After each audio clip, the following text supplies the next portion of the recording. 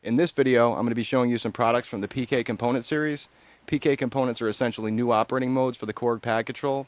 Each component offers different functionality, such as a general purpose control surface for live or a dedicated controller for live's drum rack. Presets are a combination of 1 to 4 components that are all accessible at the same time. Now the presets run an empty player. That's a Bohmy's MIDI translator powered runtime. It's very reliable and it just sits in the background between the pad control and your DAW software of choice, handling all the logic.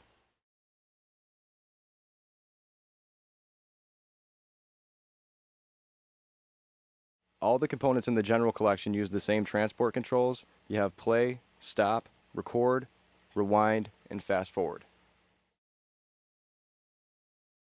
This component gives you access to 40 scale types. You start out with just a chromatic scale. Alright, you could switch to different scale types by holding down Shift and using the encoder. And you have common scale types, ethnic, exotic scale types, just a bunch of stuff in here. Alright, so I'll choose a blues scale. Right now that's in C. You could switch to different root notes with the encoder here. And you can move between octaves with these two switches. With the pad parameters, you have 2 add note functions, and those will basically add a note to the note that you're currently playing. So, alright, that's the note by itself. With this add note, I'll add 12, which is an octave above the note that I'm currently playing. Alright, and then with this one, I'll add an octave below. So negative 12. You can also use these to like play chords, so I'll just erase these real quick and then set this up for a major chord. By default, the XY pad is set up to do pitch bend on the X-axis and mod wheel on the Y-axis. But you can also switch it to an additional mode where it can play the notes in the scale.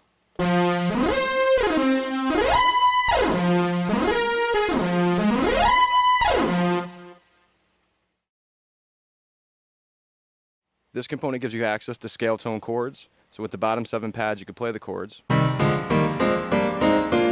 Alright, when you play a chord, the pad will light up, and also the display will show you which inversion you're playing of that chord. So right now this is in root position, that's what the R indicates. You can switch to first inversion or second inversion. Alright, and that setting is independent for each chord. So this one could be playing second inversion, while this one and all the rest are still in root position. The upper pads give you access to 1 octave of the scale. Alright, and for both the chords and the scale, you could change the scale type from, right now it's in minor, you could change it to major. And right now it's in C. You could switch to different root notes though. Alright, you can also move between octaves. With the pad parameters, you have power chord, and first let me just play the chords again by themselves. Turning this on, I'll add a power chord underneath the chords. Gives you a fuller sound. Turning this button on, I'll switch. Right now the scale is 1 octave above the chords. You could switch it to 1 octave beneath the chords. And this turns fixed velocity on and off. As I've been showing you, this component could be used to play one instrument. It could also be used to play multiple instruments because each note in the chord sends out on a different MIDI channel. So the highest note sends out on channel 1, second highest on channel 2, etc. So basically you can play ensembles with it. So those are 5-note chords, and each note in the chord is being played by a different instrument. And the scale up here also sends out on a different channel, so you can use that to play a different instrument. So in total you could play 6 instruments at the same time.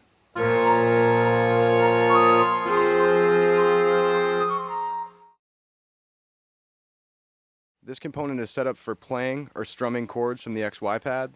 So the XY is split into 6 zones. So you could play the notes individually, or you could strum them. And you choose the chords you want to play with the pads over here.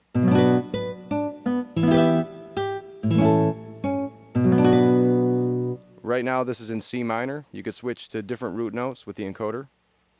You can also switch to major scales. And you can move between octaves with these switches here. Now with the pad parameter buttons, this first button will toggle the sustain mode. Right now, all the notes in the chord sustain. If you switch this on, only the last note you play will sustain. This will change the direction of the notes. Right now they go from low to high. You can change that so they go from high to low. And then you have the fixed velocity button. I have that turned on, and with that on, no matter where you play on the XY pad, the velocity will be the same. With the fixed velocity off, the Y-axis controls velocity. The Y-axis can also control mod wheel and aftertouch. You can turn those on with these switches here. So here's mod wheel. And this is the aftertouch switch, but I don't have anything assigned to that in this patch. And then lastly, this is the hold switch, which will hold the value of the mod wheel or aftertouch. This component is set up to control redrum, and this will work either with Reason standalone or with it rewired to a host. All right, in terms of the setup, the bottom 10 pads control the 10 slots in redrum. These two pads here don't do anything. These two pads up here are last pads, and the way those work is whichever pad you hit last gets assigned to them. So it makes playing like fast passages and stuff like that easier. These two pads are set up as cycle sequencers. Those will let you record and play back up to 8 steps per pad. So the way that works is you press shift plus one of them to get into recording mode, and now you can record your steps. Alright, notice as you're recording, the display shows you how many steps you've recorded. To exit recording mode, just hit the pad again.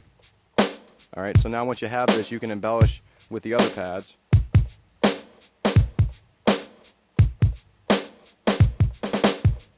With the pad parameters, you have two 16 levels modes. First, there's 16 levels of velocity. Alright, and then there's 16 levels too. By default, that controls pitch. But it can also control other things too. If you go in here, you can reassign it to like pan, the two sends, or the special control, which is different for each drum. For the kick, it's tone. And lastly, I have fixed velocity. With the knobs, you can control parameters on the last drum you hit. So whichever pad is lit up, you'll be editing with the knobs. By default, you'll be controlling volume and pan. To edit a different drum, just hit it, and now you'll be editing that drum. Alright, you can also reassign the knobs. So it's controlling volume. You can move to one of the sends, or to pitch, or to the special control. And again, that works on, whichever drum you hit last. The XY pad is actually set up in the same way. It can control, the same parameters. And it's reassignable here. Alright, and by default, it's set up like an XY controller, to be controlling one parameter on X and another parameter on Y. But you can also reassign this so that you have two Y controllers next to each other, basically. Alright, you can turn hold on here so the parameter value stays.